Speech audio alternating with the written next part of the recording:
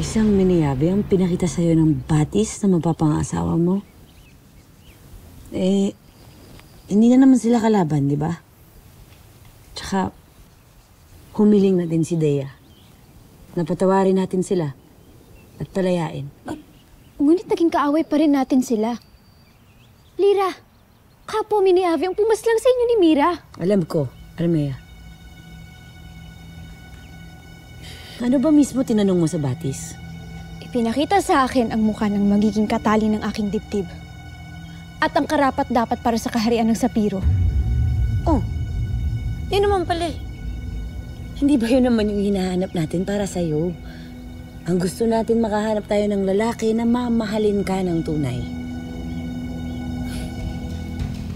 Alam mo, nagkaroon din kami ng love triangle dati ni Mira. Kay Anthony. Anthony? Cute nun. Matangkad siya. Tapos... Ay! Pero wag natin pag-usapan. Unless may tatanong. Wag na. Sige, wag na. Pass na yon, tama na. Ganito na lang, Armea. Huwag mo masyadong isipin na miniyabi yung pinakita sa'yo sa batis. Hintayin na lang natin kung sino yung mapipili ng konseho. Tapos let's take it from there. Anong take it, Lira? Kahirap naman. Basta problemahin natin yung problema pag problema na.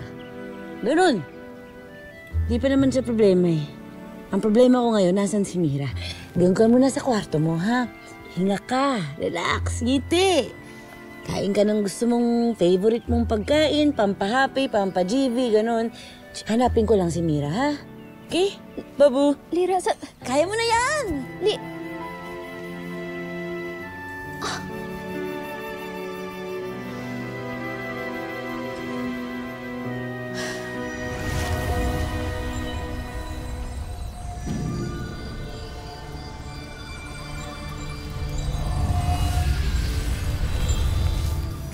Hindi naaarok ng aking brilyante kung nasa naroon si Tera. May enkantasyong kumukubli kay Gargan. Kung nagtungo si Tera sa mga kaaway, at nakasisiguro ako doon, ay maaaring nasasaklaw na siya ng enkantasyon na ito. Bakit kasi siya umalis nang hindi nagpapaalam? Mapapahamak si Tera. Kailangan natin siya sundan. Paano natin siya matutuntun? Hindi maganda ang nangyayari. Nagpapadalos-dalos si Tera dahil sa nararamdaman niyang puot, hinagpis at galit. Ang tao, kapag galit, hindi malinaw ang isip. At yun ang dapat kinokontrol ni Tera sa kanyang sarili. At maging kayo din.